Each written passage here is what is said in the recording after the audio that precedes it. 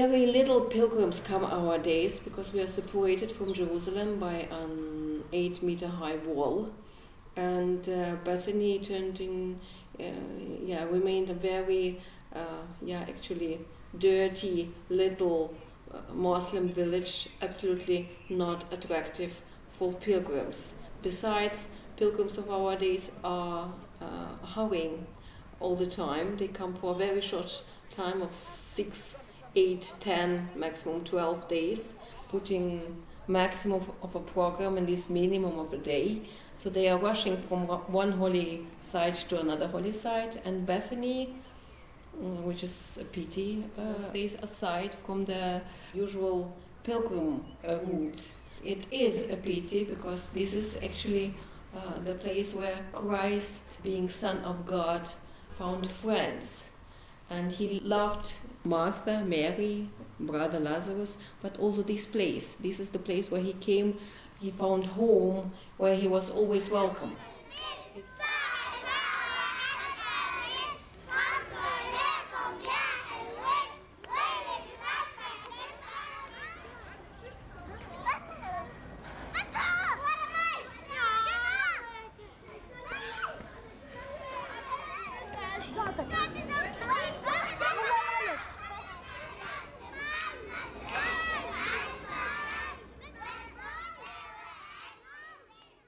We've known Mother Martha by reputation for a long time. We've met her several times when we went to the Holy Land. She's a charming individual. She's charismatic. She's a wonderful presenter. And believe it or not, she's a purebred German who speaks absolutely excellent Russian. Excellent English with a nice German accent, I mean classical German accent. And she's indefatigable. She's wonderful. Huh? Indefatigable. That's one word I never learned to pronounce. But she's always on her feet, always working, and she has almost 480 students under her care. And she's been doing this for 12 years now? 12 years. And last Friday, after Liturgy of Presanctified, she gave me an evil eye look and said that our parish needs to do a pilgrimage to Holy Land. And I promised that we would go in a couple of years, but only if Mother Martha is still the director of Bethany School. So if she retires or moves to another monastery, we're not going. Anyway, other than personal note. But in seriousness, what Mother Martha is doing is extremely important. The school is located in the Palestine Authority. It's separated from the rest of Jerusalem by a wall. It's not as huge. It's huge, but it's not as huge as the one that is about to be built between Mexico and the United States. But nonetheless, because of this wall, the nuns, before pilgrims and nuns could just walk 3 kilometers from Gethsemane Monastery to Bethany School, and now they have to traverse 15 kilometers to get from one place to the other and go through checkpoints. So you can imagine life has become very, very trying for the students and for the administration of Bethany School. So without further ado, I would like to give the microphone over to Mother Martha, who will present us with a talk about life in the Palestinian Authority, Israel, the life of the school, the life of nuns in Jerusalem.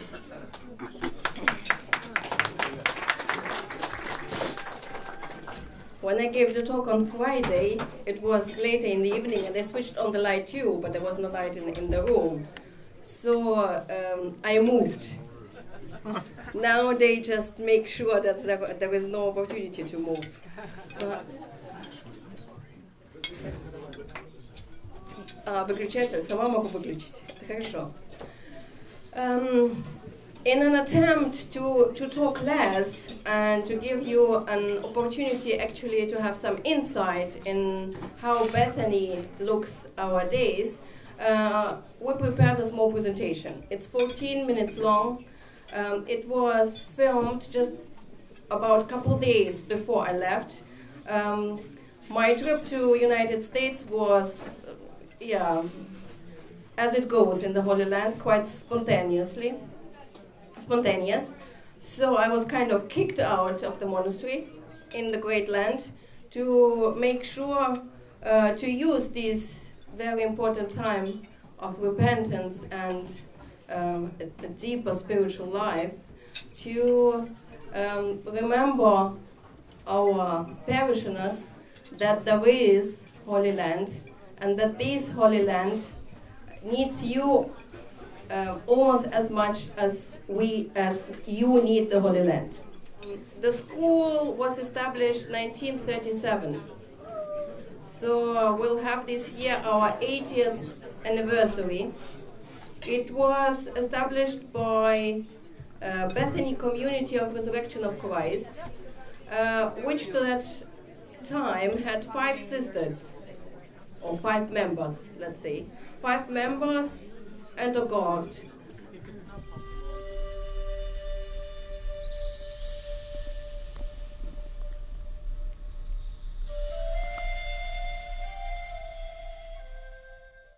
Very little pilgrims come nowadays because we are separated from Jerusalem by an 8-meter high wall, and Bethany remained a very, actually dirty little Muslim village, absolutely not attractive for pilgrims. Besides, pilgrims of our days are hurrying all the time. They come for a very short time of 6, 8, 10, maximum 12 days, putting maximum of a program and this minimum of a day.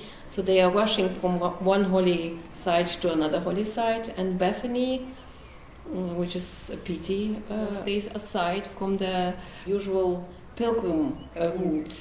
It is a pity because this is actually the place where Christ, being Son of God, found friends. And he loved Martha, Mary, brother Lazarus, but also this place. This is the place where he came, he found home, where he was always welcome. It's a pity that in the modern world, modern pilgrimage, Bethany is very often excluded from visits from the pilgrims. I'm Sister Martha. I'm the principal administrator of the Orthodox School of Bethany. Also, I'm responsible for the boarding section that we have here for Christian children, girls mainly, but also some boys from broken Christian homes. And I'm the sister in charge among the 4 sisters that we are today. The property was bought by the Russian mission in the beginning of the 20th century, first of all just of the proximity to the Lazarus tomb. Next year it's going to be our 80th anniversary, and in these 80 years the school changed a lot. What started as a boarding school with just 10 children has today 478 girls from kindergarten until grade 12. It's a private Christian school which was re-registered in 1972 because of the drop of Christians in the Holy Land. So from 1972 we started to accept also Muslim students in our school, and they make up a majority nowadays. The school is one of the best in the surrounding. We have a waiting list for newcomers to get in. We teach English from kindergarten and Russian language as a second foreign language for all girls from the third grade and up.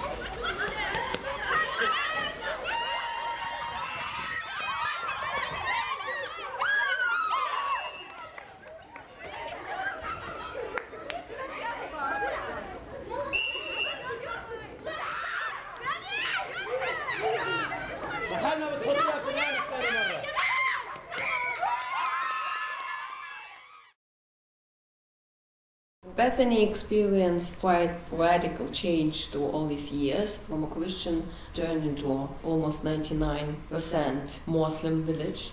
And that's why the majority of our students come from around the school and are Muslims as well.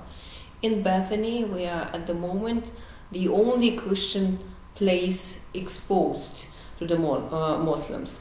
It's an open place where they come and meet Christians, not only us sisters, but also our Christian teachers and our Christian boarding girls. And it's an opportunity to learn about Christianity. We keep the school with still all our major holidays on Christian feasts, so they get to know about our feasts, about our values, they get to know us. They live very positive experience with Christians. Our value in this, in our mission work, which doesn't go as far as to baptize the Muslims and to convert them into Christianity, which is impossible because there is still a death penalty on converting, but still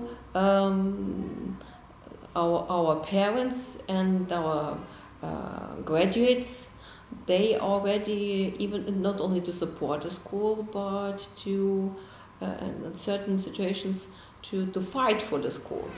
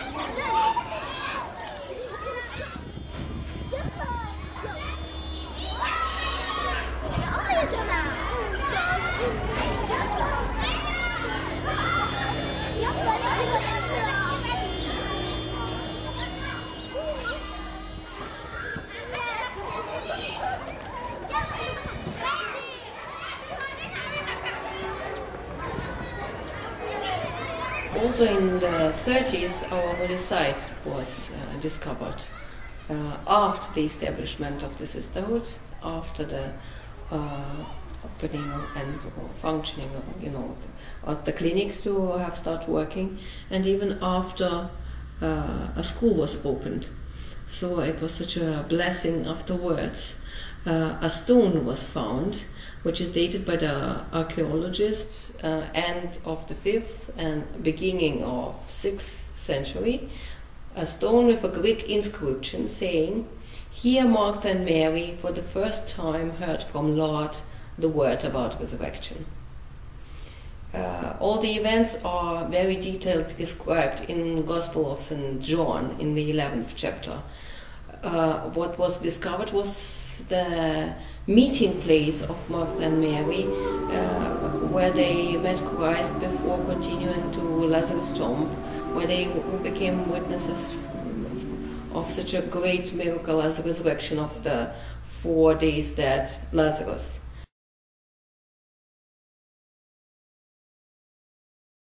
But Christians already in the 5th and the 6th century made sure to that such a place was marked as a meeting place of Martha and Mary, and it remains such a meeting place till today. Here, each and any of us have the right to complain to God after Martha and Mary. If you only would have been here, some things would happen, some others not. And God, our Lord Jesus Christ answered 2,000 years ago. "I am the resurrection and the life. He that believeth in me, though he were dead, yet shall he live." This is the core thought. This is what you should think about. This is what should you pray about.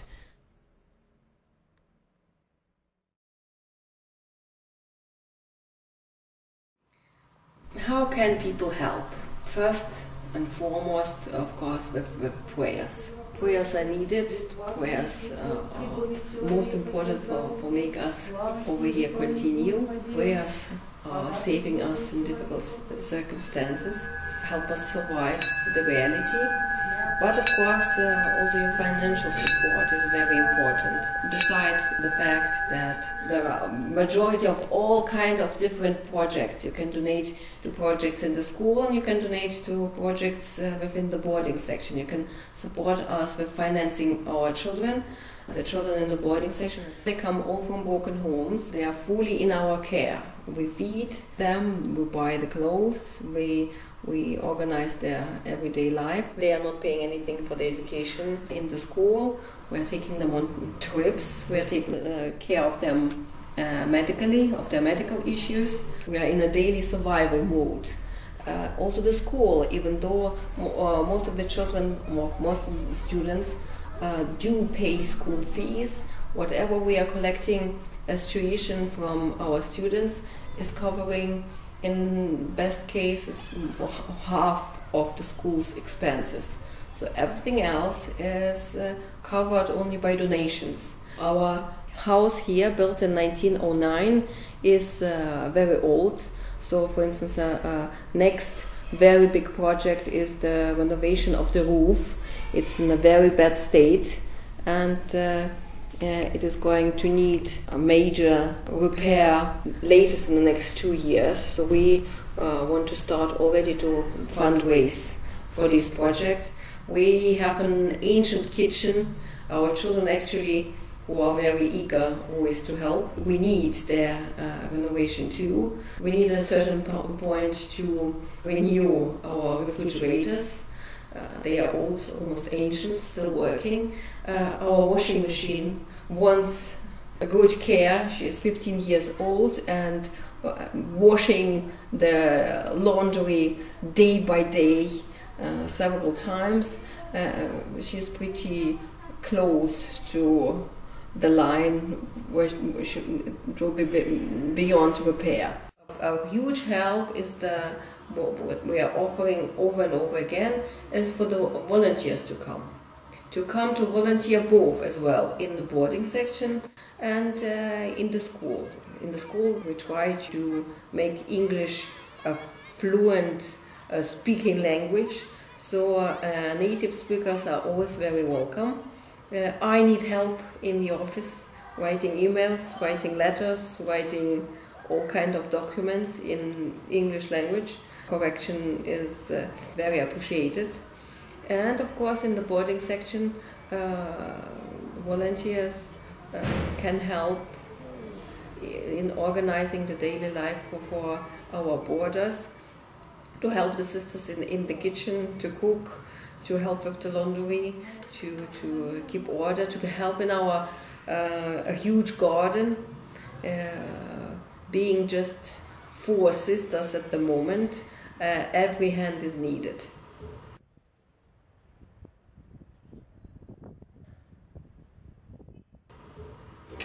Yes, so you are more than welcome to help us to put hands on in the Holy Land, and for sometimes to either to strengthen your faith or rediscover the presence and the need of it in your daily life.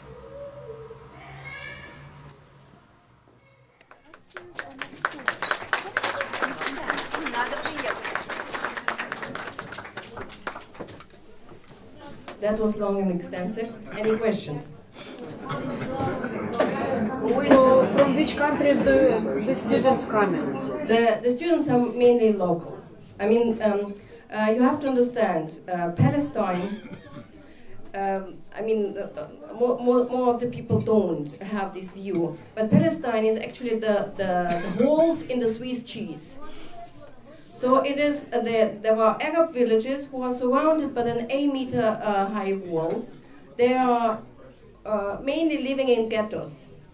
And the mobility is almost impossible because all the roads between Arabic villages as much as also to Israeli villages are guarded by Israeli army. So in our school, for instance, we have 40 teachers.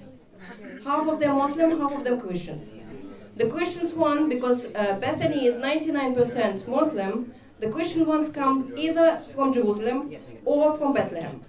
Now Bethlehem is Palestinian authority, Jerusalem is Israel. On both ways there are checkpoints. Whenever something happens, checkpoints go down. Then the Christian teachers are not able to arrive. That's why the majority of our students, of course, comes from close by. And of course, we have 99% Muslim in the village, you will have 99% Muslims in the school as well. But the situation is actually worse in the country itself. Because in the whole Holy Land, altogether, our days, there is just 1% Christians who are persecuted from both Jewish and Muslims as much as they were persecuted all the way through. And just one family takes the children from the boarding section home every weekend. Most of the boarders stay. They go on holidays, Christmas, Easter, and summer. And we have some of the boarders who never leave. So the youngest that you see is just 5 years old. She came in being 2. Back then, my sisters told me, you took her, you take care of her. So I had, there was quite little of sleep back then. And now she's 5, we're sleeping again. So in the boarding section we have 16 children, girls, plus 3 brothers, boys, who are brothers to the girls. We never had boys, but then the brothers started to come, so we had to adjust as well. From the 16, the youngest is 5, the oldest is 19. You have to imagine, the distance to our monastery before was just 3 kilometers. It's hill down, hill up. Mount of Olives, but Gethsemane Garden is the one side, Bethany is the other side. It was 25 minutes walk. We used to walk to services. Then they started to build this wall. First it was 2 meters high, and we were jumping over it. Then it grew 4 meters high, but it had a hole. So we were walking through the hole. At a certain time, Israeli army had started to guard it. But now, nowadays, the wall is 8 meters high, it's solid, it has sniper towers. You can't go under it, you can't go over it, you can't go through it, you have to go around it. Around it, the way is 5 times longer. It's 15 kilometers, and it's in best case it's a 25 minutes drive, but there is a checkpoint, and checkpoints are unpredictable. So you can pass it in 20 minutes, and you can stop there for 2 hours. With boys needing to arrive at school at a certain time and to be picked up at a certain time, it was too difficult to drive them every day twice. So this is when we had an arrangement with Catholic sisters on the right side of the wall. They take the boys during the week, and we have them on weekends and holidays. Yes. Any more questions? Yeah, I mean, yes. I wasn't quite clear on the language of instruction. Is it primarily English, and what role would the Arabic language play in your school, other than the fact that most of your students speak it? Yes. The school, when it was established, it had the main aim was that children educated there would be joined the sisterhood. The sisters started out with 10 girls and planned a maximum of 20. Main focus was religious education. They were prepared for missionary work and medicine, because at our property the first sisters had all medical education, and they started a small clinic. The plans were done without the community. Once Arab Christians figured out that we opened a girls' school, they started to bring out the girls. And the sisters had to accept within the first year 60, which was 3 times as much as they actually planned to have. So this is when also the sisterhood parted, and Mother Mary was made an abbess, and she moved with all the sisters who were actually planning for a contemplative life on the other side of Mount of Olives into the Gethsemane Garden, and they started a Mary Magdalene convent around St. Mary Magdalene Church.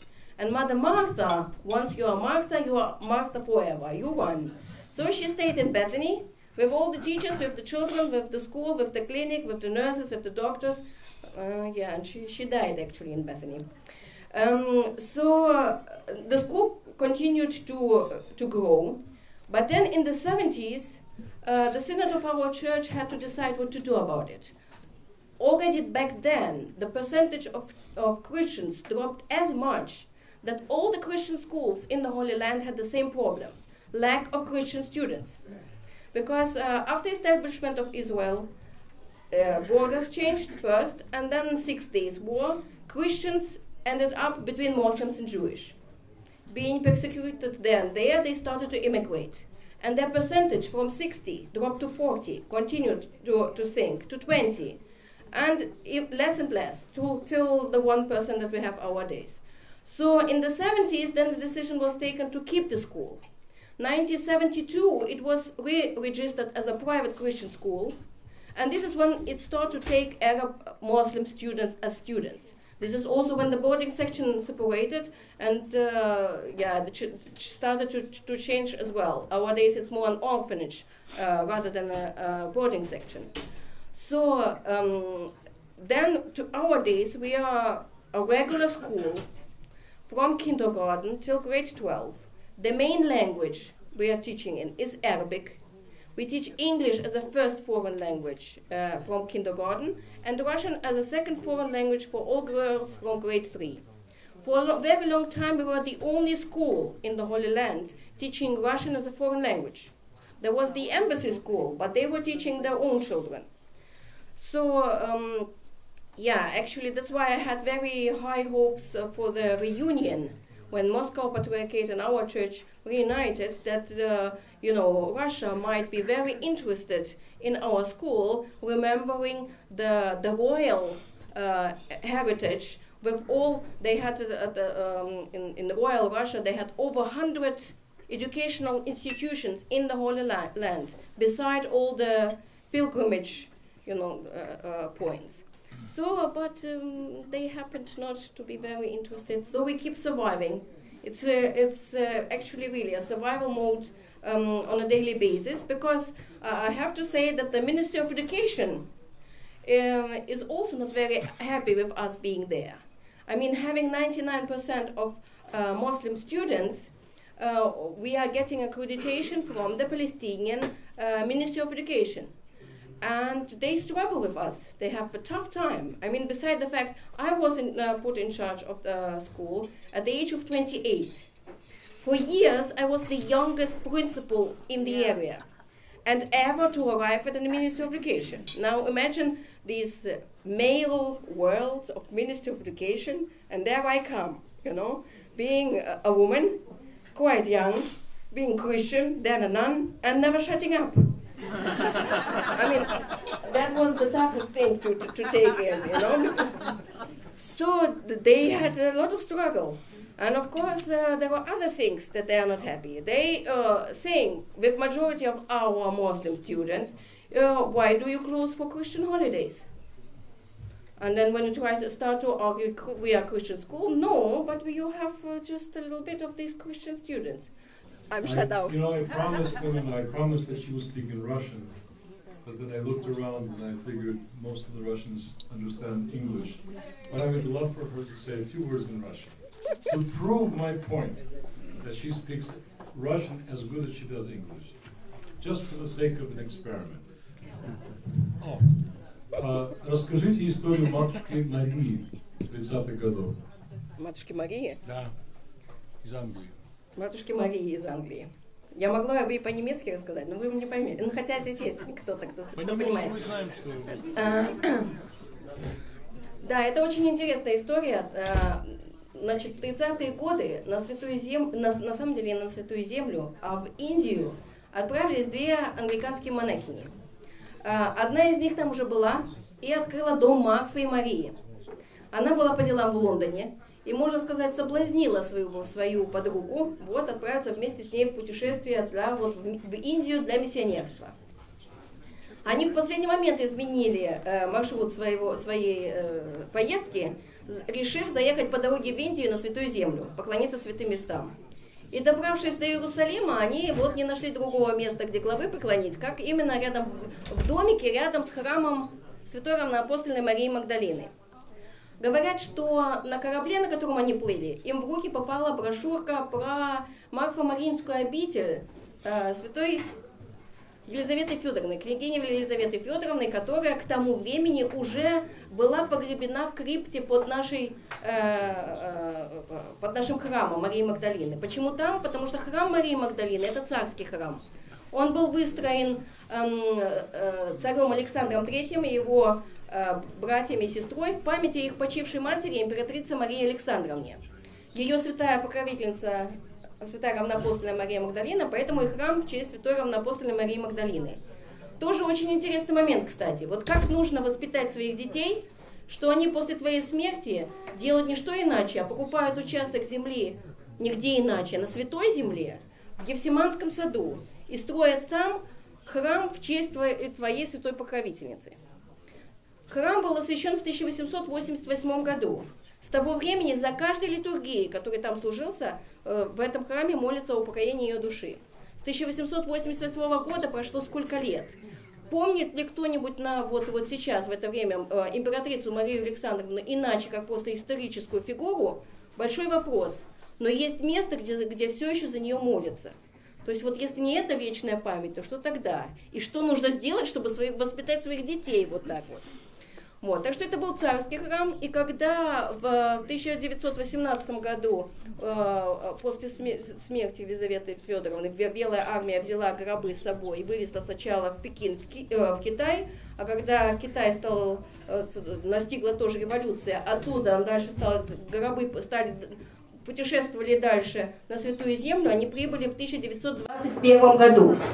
И в 30-е годы приплывают эти две англиканские монахини. Они на корабле читают эту брошюрку, впечатляются ее подвигом. Причем там мать Мария была уже в Индии, открыла дом Марфы и Марии. На корабле читает брошюрку про Марфо-Мариинскую обитель.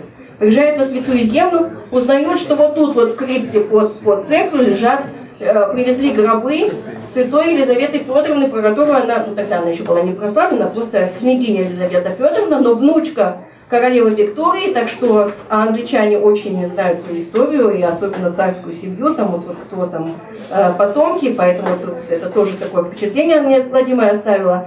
И, конечно же, сестры уже никогда дальше в Индию никуда уже не отправились. Они так и остались на Святой Земле, и не только перешли в православие, но и в православии опять избрали монашеский путь, были пострижены с именами Марфа и Мария.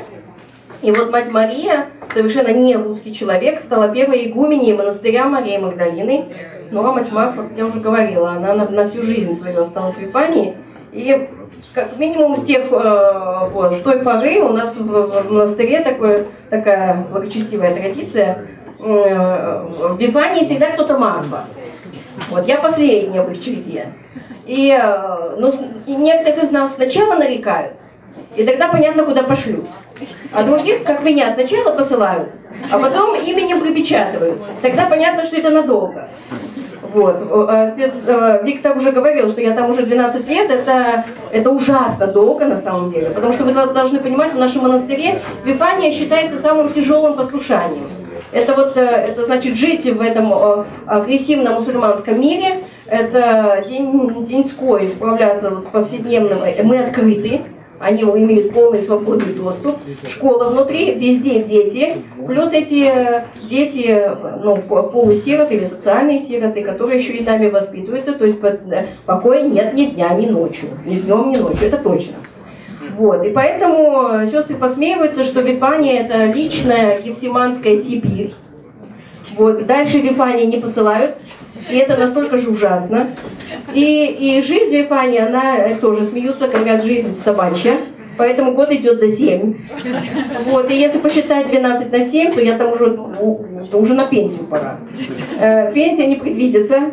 И на самом деле, когда предыдущие сестры провели там 7 лет, и это уже казалось невыносимо долго, поэтому меня, когда сменили, я на 8-й год своего существования подошла к матушке и говорю, может быть, мне тоже уже можно сменить послушание, я могу тоже заняться монашеским деланием. Она очень интересно ответила. Она сказала, первая мать Марфа в Вифании умерла. Я сказала, я не понял, мне тоже там умереть. Вот. Но она не стала отвечать, говорит, иди отсюда. Но я боюсь подходить после этого. Поэтому 12 лет пока живу и на русском годе разболтали, называется.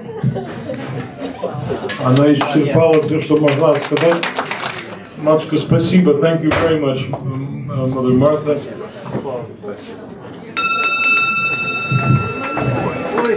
Благодарим Тебя, Христе Боже наш, яко насытил еси на земли Твоих благ, не лиши нас и небесного Твоего царствия.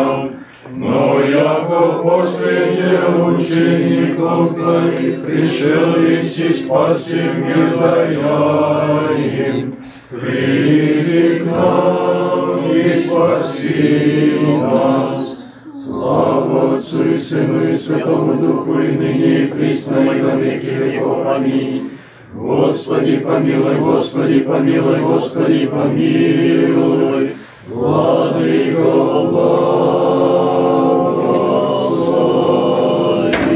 Благословен Бог наш, милый, питает нас со своих богатых даров, свою благодатью и человеколюбием, всегда, ныне и присно и во веки веков. Аминь.